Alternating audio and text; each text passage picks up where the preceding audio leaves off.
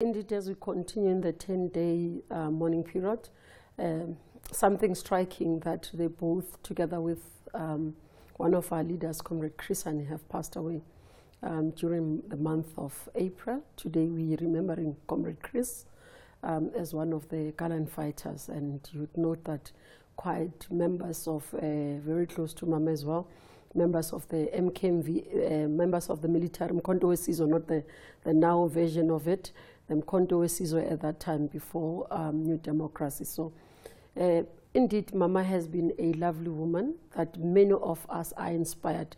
Hence, you would see, even on social media, everybody has come on board, South Africans, to say she didn't die, but she multiplied in many of us, because many of us as young women, whether as old professionals, women in the townships, are recognizing ourselves through her. We are able to see the stride that she fought for, you know, her strength, her struggles are ours. Single mothers, because at some point she became a single mother, because she raised her children alone when Dada was in prison.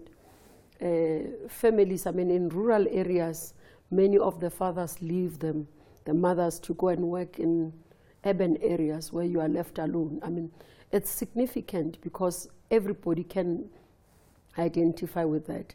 We're remembering a social worker, a social activist, a person who did not see political party lines as a barrier, who saw every community member as an important part of society. And she, at some point, would have said to all of us that her strength is from her community, and everything that she did was for fellow South Africans, and especially for the people of Soweto, because they became a pillar of her strength even in difficult times. That's why even today, when she passed away, no one would ask for an address of Mama, because all of us knew Orlando West, those who grew up, even those who are younger than her, very, very young to be her grandchildren. But we knew that we can go to Mama, sit there, and she guides us. So this is a woman that we remember. All those, I mean, we can talk about a lot of stories. We knew those who are in political power, those who are in holding offices, that she hears anything about you or anything complaint from community, she will come to you, she will call you, Uteni, you know, and then you have to explain yourself. You know, it is very significant, like you say, that we are celebrating the legacies of Mam Winnie as well as Chris Hani today, or rather in the month of April. I mean, both very strong people, both very respected leaders. As a woman yourself, I'm interested in the kind of leadership traits that perhaps you draw inspiration from Mam Winnie, the same leadership traits that you apply in your work as a leader right now in the Department of Science and Technology. Look, part of the issues is around assertiveness. You have to be assertive in the political space, because it's a you know, patriarchal society, where as a woman you have to do 10 times than a man, where every time, even as a young person, when you walk in, people don't think anything is going to come out of you until they have to listen to you. Therefore, you constantly have to prove yourself. Labeling comes through, and those are the things that she also went through. So when you look at her and you say, but she's gone through them, but she became a better, stronger person. And out of that, today we're celebrating her as a hero of our country, somebody that all of us are proud to say, here lies a patriotic South African.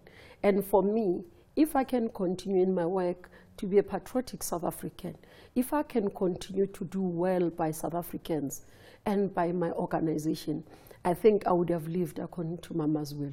And of course, make sure that women and the young people don't essentially get left behind as we advance economically. Definitely, we have to make sure that they are going to, especially women.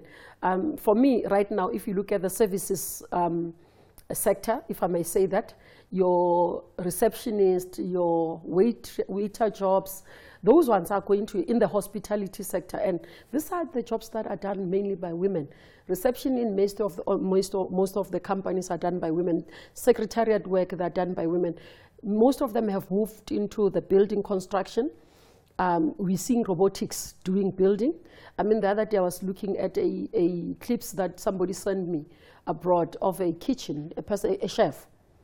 a robotic chef. I mean, this is what tomorrow means.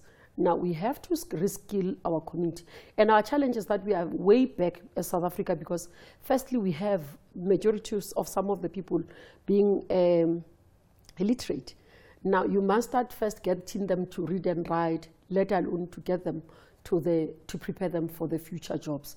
So our hope is to get, especially the younger generation, capture them properly. Hence we are improving and quite honestly saying to most of our children and to the families, let's try and get the children to subjects that are going to help them for the future. Yes, we need researchers in the social science, because tomorrow's job and tomorrow we have to have interdiscipline. So while you're doing social sciences, know that you have to do something in the either physical science or maths, because it helps you. Together with those who are doing maths and physics, must do something in the social science. Because tomorrow's work is interdisciplinary, so you're not going to have mainline in a particular direction.